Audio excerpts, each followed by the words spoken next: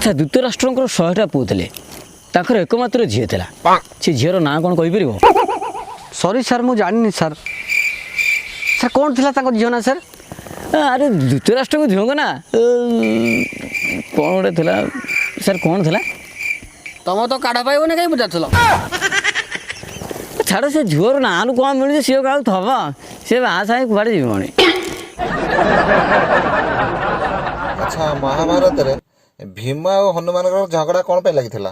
ଦେଖନ୍ତୁ ସାର୍, ମୁଁ ତ ସ୍ପଟ୍ ଉପରେ ନଥିଲି, ତଥାପି ମୋତେ ଯାହା ଲାଗୁଛି ଭୀମ ହୁଣ୍ଡାଳିଆ ଲୋକ, ସେ ବୋଧେ ହନୁମାନଙ୍କୁ ଆଗତୁରା କ'ଣ କହିଛି, ସେଠୁ ହେଇଛନ୍ତି ମରାମରି ଆଉ କ'ଣ।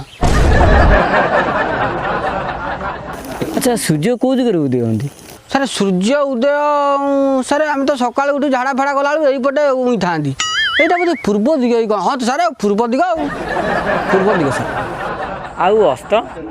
ଅସ୍ତ ସାର୍ ଅସ୍ତ କି କଥା କହନ୍ତି, ଆମେ ପୁଣି ଖାଇ ପିଇ ଯା ଜଳଖିଆ କରି କାମ ଧାମକୁ ଯିବୁ ନା କେଉଁ ପଟେ ଅସ୍ତ ହବ ଜଗିକି ବସିବୁ?